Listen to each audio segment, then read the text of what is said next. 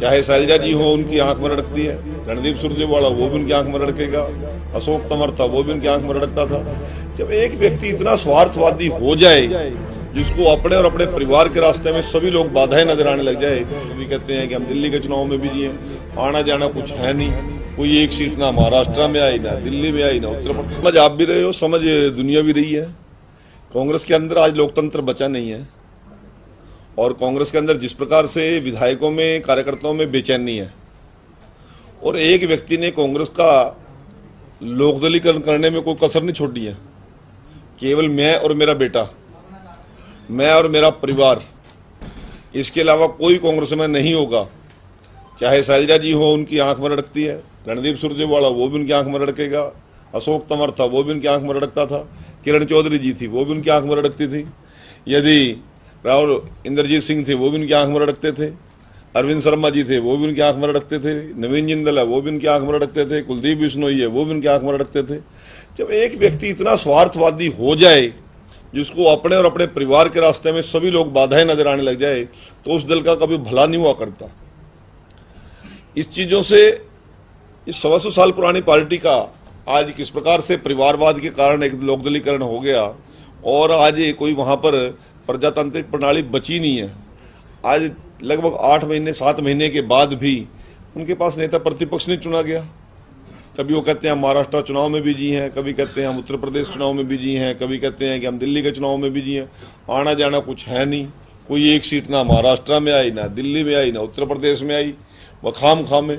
और आज नेता प्रतिपक्ष क्या होता है, 37 लोगों में से एक आदमी को चुनना है। परंतु जिद इतनी है कि हुड्डा जी बनेंगे तो बनेंगे, बाकी किसी को बनाएंगे नहीं। कांग्रेस नेतृत्व में इतना दम नहीं है कि इस बात को बाईपास कर सके। तो यही बेचैनी गोकुल सेतिया जी और अन्य लोगों में है, और इसी का परिणाम है। और कांग्रेस ने भी तय कर लिया है कि हम 16-17 साल बिना संगठन के, बिना जिलाध्यक्ष के, बिना ब्लॉक अध्यक्ष के हम पार्टी चला रहे हैं। अब नेता प्रतिपक्ष के बिना भी हम 5 साल ऐसे चलाएंगे। एक सर, जो ईडी का जो मामला दर्ज हुआ है, जो चार्जशीट पेश की गई, उसको लेकर कांग्रेस कहीं ना कहीं कह रही है कि ये सब बीजेपी की जो है सियासत है, जानबूझकर तंग किया जाए पार्टी। तो कहीं बीजेपी के लोग शिकायत करता है क्या? शिकायत करता कौन है? सीनियर मोस्ट एडवोकेट्स हैं,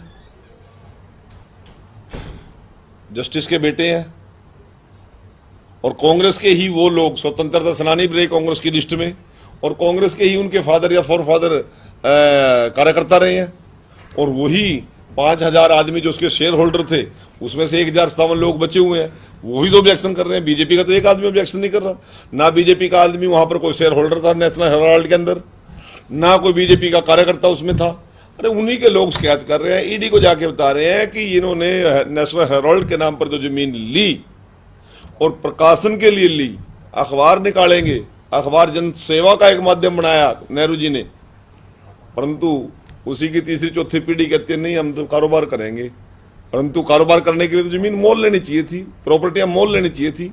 उन्होंने जमीन मोल न लेने के बजाय नेशनल हेराल्ड को बंद करके यंग इंडिया लिमिटेड कंपनी बना दी। प्रॉपर्टी सारी सरकार की दान दी हुई थी। जो शेयर होल्डर थे 1057 बचे हुए थे, उनसे कोई सलाह मशवरा नहीं किया। और उसमें भी कमाल क्या कर दिया कि 76% तो शेयर दोनों माँ बेटे के हो गए, और 24% में खड़गे जी और सारे सुमन दुबे जी एंड सो हो गए। अब एक कंपनी पे कब्जा करना एक परिवार की योजना, और वो कंपनी जिसके पास पूरे देश के अंदर जमीनें थी नेशनल हेराल्ड के नाम पर। अब इतनी बड़ी संपत्ति को हजम करना एक परिवार चाहता था, तो किसी ना किसी को दुख तकलीफ तो होगा ही, किसी न किसी को तो होगा। और जब उनके लोगों ने ही शिकायत की, ईडी ने जांच की, और इन लोगों को 50-50 घंटे वहां पर पूछताछ की, और जो देनदारियां थी, कमाल तो ये हो गया कि सोनिया गांधी ने, राहुल गांधी जी ने जो देनदारियां थी कंपनी की, वो कांग्रेस पार्टी के खाते में डाल दी। कांग्रेस पार्टी के बजट से वो पैसा जाएगा, और वो जब 50 लाख दे के आगे उन्होंने तीसरी कर दी कांग्रेस के लोगों ने, तब जाके ईडी का मामला बना है। सभी को पता है, दूध का दूध और पानी का पानी, और हमारे से ज्यादा तो कांग्रेसियों को पता है, परंतु आरोप लगाएंगे मोदी जी पर। सर, एक बात तो पिछले कई दिनों से हरियाणा बीजेपी के नेता, मुख्यमंत्री वगैरह पंजाब के काफी दौरे कर रहे हैं, लोगों से मिल रहे हैं, तो क्या अब बीजेपी का? मुझे आप ये बताइए, क्या पंजाब देश में नहीं है क्या? या बीजेपी के लोगों को ले पंजाब में जाना को प्रतिबंधित है क्या? हमारा पड़ोसी राज्य है, हम उसके छोटे भाई हैं, वो हमारा बड़ा भाई है। चुनाव की तैयारी मिलना जुलना तो लगा रहेगा, आगे और बढ़ाएंगे ज़्यादा चुनाव तक।